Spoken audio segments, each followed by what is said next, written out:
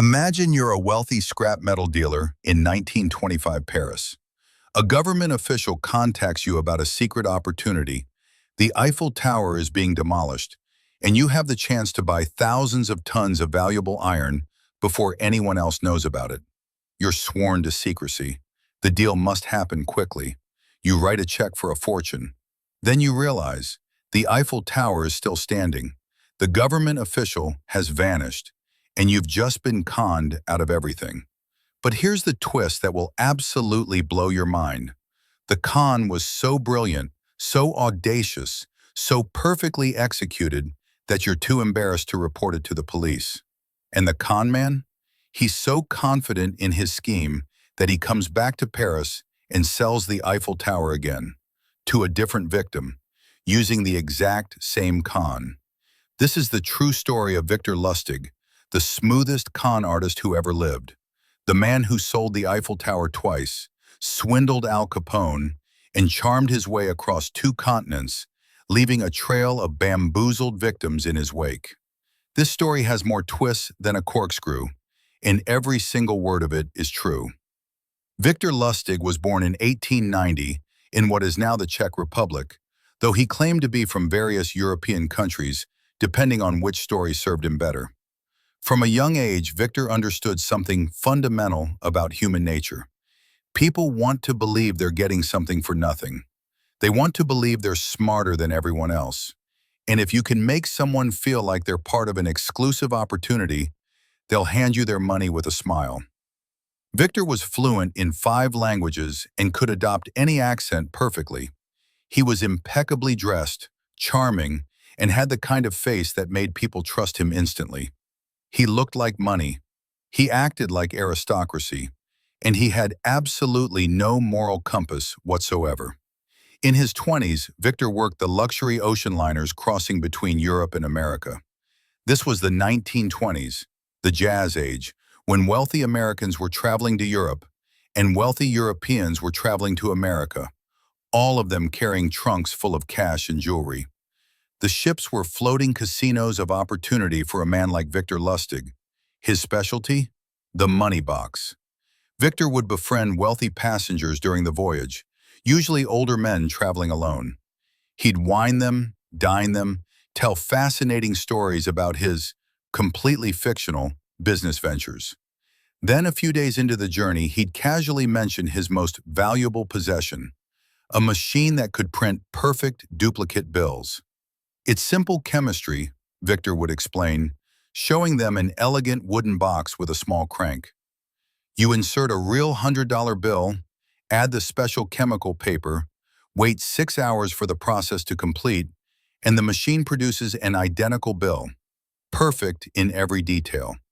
He'd demonstrate by inserting a real $100 bill, his own money, into the box. 6 hours later, usually right before the ship docked, he'd open the box and pull out 2 crisp $100 bills. The victim would examine them. Both real, both perfect. "I can only make 1 duplicate every 6 hours, Victor would say regretfully. The chemical process can't be rushed. But imagine a steady income of $100 every 6 hours for the rest of your life. The victim would be hooked. Victor would reluctantly agree to sell the machine for $10,000 or $20,000, depending on how wealthy the mark appeared to be. The victim would hand over the cash, thrilled with their purchase. Victor would give them the box along with enough special chemical paper for a few more duplications. The victim would rush home, insert their own $100 bill, wait 6 hours, and open the box to find $100 bill, the one they'd inserted. No duplicate, just some worthless paper that looked official, but did absolutely nothing. By the time they realized they'd been conned, Victor Lustig was in another country using a different name, and the victim was too embarrassed to report they tried to buy a money counterfeiting machine to the police. Victor pulled this con dozens of times. He made a fortune. But the money box was just practice. Victor Lustig was preparing for the con of the century. In 1925, Victor Lustig was in Paris, reading the newspaper over breakfast at a cafe, when he saw an article that made him smile. The article discussed the Eiffel Tower's deteriorating condition and the enormous cost of maintaining it. The tower had been built as a temporary structure for the 1889 World's Fair, and many Parisians still considered it an eyesore. There was public debate about whether the tower should be demolished. Victor Lustig read that article and had a revelation. What if the French government actually was planning to tear down the Eiffel Tower? And what if he was the government official in charge of selling it for scrap? Most con artists would dismiss this idea as too audacious. You can't sell a national monument. That's insane. But Victor Lustig wasn't most con artists. He was the best. And he understood something crucial. The bigger the lie, the more believable it is. Nobody would believe you could sell the Eiffel Tower, which is precisely why it would work. Victor began planning the most elaborate con of his career. He needed to become a government official. He needed stationery, credentials, and office. He needed victims, wealthy scrap metal dealers who could afford to buy the Eiffel Tower. And he needed a story so convincing that intelligent businessmen would hand him a fortune. First, Victor had official-looking government stationery printed with the seal of the Ministry of Posts and Telegraphs, which actually did oversee the Eiffel Tower's radio transmission equipment. He rented a suite at the Hotel de Crillon, one of Paris's most expensive hotels, to use as his government office. He bought a limousine and hired a chauffeur. Then he researched Paris's 5 largest scrap metal dealers. These were legitimate businessmen with reputations, money, and the capacity to purchase thousands of tons of iron.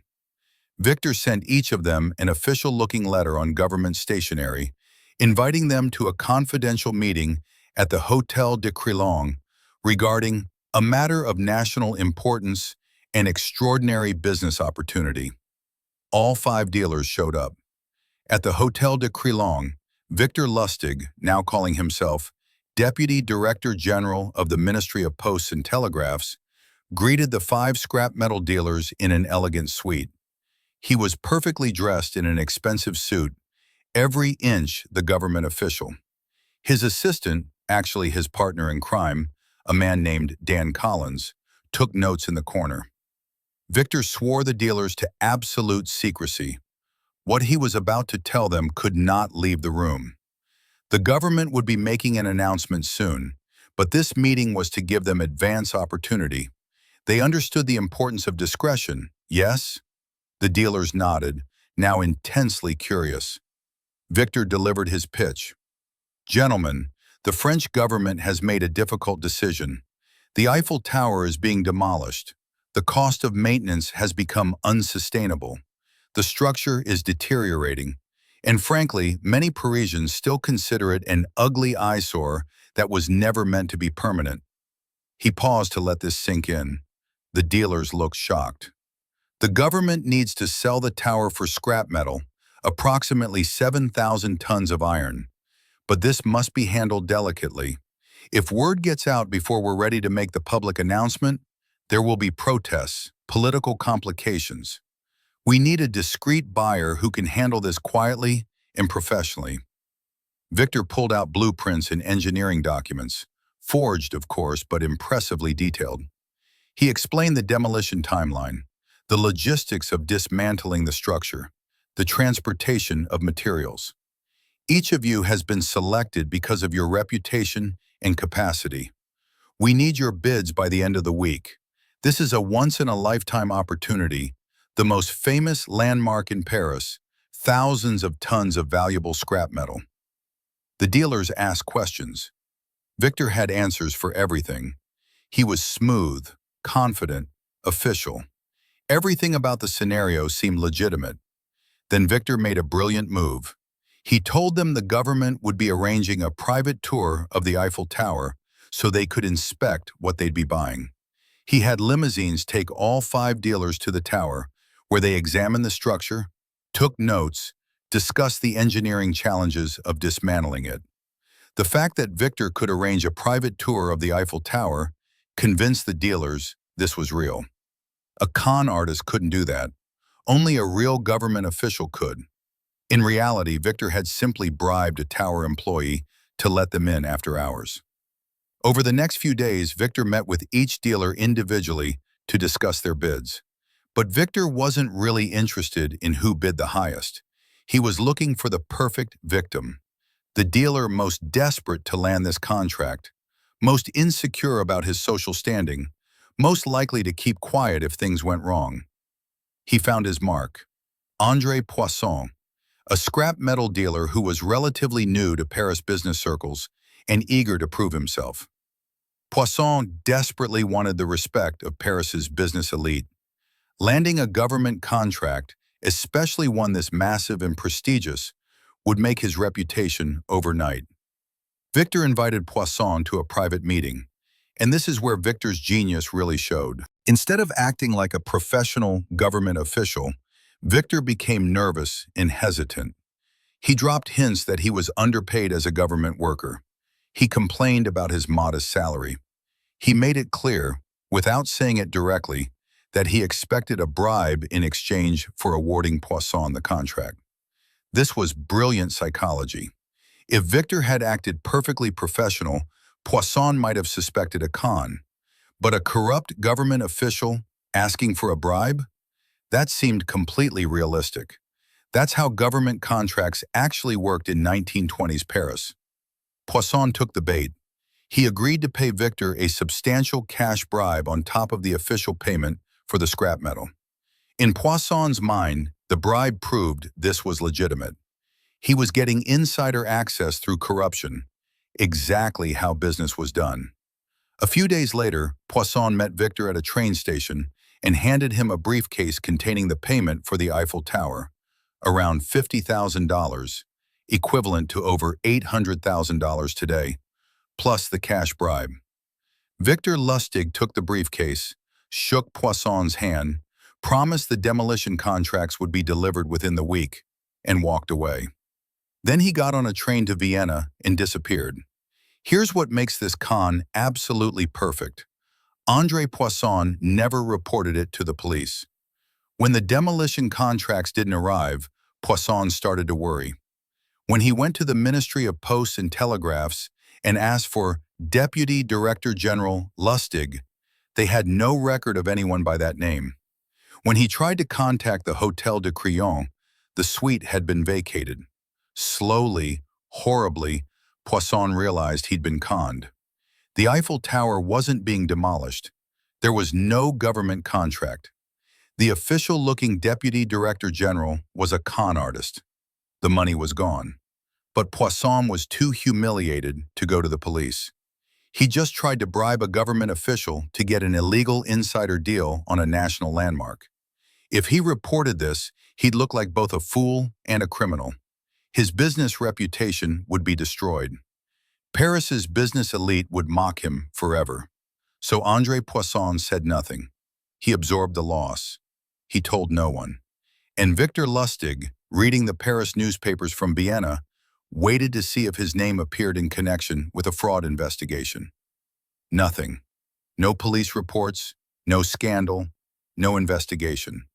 And that's when Victor Lustig made the decision that transformed him from a great con artist into a legend.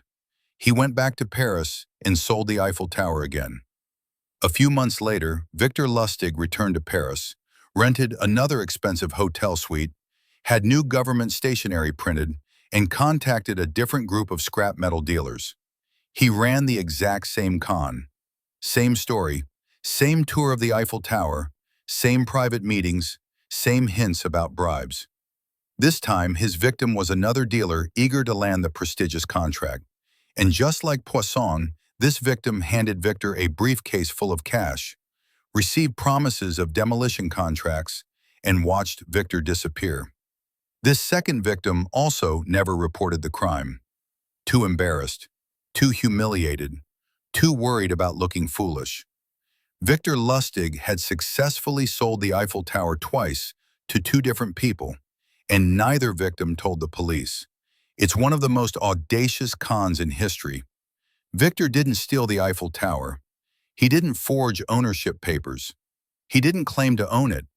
He simply acted like a government official with the authority to sell it, and two intelligent businessmen believed him and paid him a fortune. The con was so perfect that Victor could have potentially sold the Eiffel Tower a third time, but he wisely decided to quit while he was ahead and left Europe for America. In America, Victor continued his career in confidence schemes. His most famous American con involved Al Capone, the most dangerous gangster in Chicago. Victor approached Capone with a proposal: invest $50,000 in a stock deal that would double his money in 2 months. Capone, intrigued, handed over the cash. 2 months later, Victor returned to Capone looking devastated. "The deal fell through," he said. "I lost everything. I'm so sorry." He handed Capone back the full $50,000. Capone was impressed by Victor's honesty. "You're an honest guy," Capone said. "You could have run off with my money, but you didn't. I respect that." He gave Victor $5,000 as a reward for his integrity. The twist? Victor had never invested Capone's money. He'd kept it in a safe deposit box for 2 months, knowing the best con on a dangerous gangster was to appear honest and earn a smaller, safer reward rather than risk Capone's wrath by stealing the full amount. Victor Lustig's career finally ended in 1935 when he was arrested for counterfeiting. Ironically, after decades of elaborate cons, he was caught making fake money, the exact crime he'd pretended his money box could do. He was convicted and sent to Alcatraz prison, where he became prisoner number 16047. Victor Lustig, the man who sold the Eiffel Tower twice and conned Al Capone, died in prison of pneumonia in 1947. Victor Lustig's legacy is extraordinary. He pulled off hundreds of cons across 2 continents. He spoke 5 languages. He lived in luxury hotels. He wore expensive suits. He charmed millionaires, businessmen, and gangsters. But his masterpiece, the con that made him immortal in criminal history, was selling the Eiffel Tower. Twice, to 2 different people, using the same story. And neither victim reported it because they were too embarrassed to admit they'd been fooled. It's the perfect con because it exploited something fundamental about human nature: greed, ego, and the desire to believe you're getting a special opportunity nobody else knows about. André Poisson thought he was getting insider access to a government deal. He thought his bribe bought him privilege. He thought he was smarter than everyone else. Instead, he bought nothing but a very expensive lesson. If something sounds too good to be true, it probably is. And if someone offers to sell you the Eiffel Tower, maybe, just maybe, you should call the police instead of writing a check. Victor Lustig understood that the most unbelievable cons are the ones people want to believe. Nobody wants to think they're the type of person who'd fall for a scam, which is precisely why they fall for it.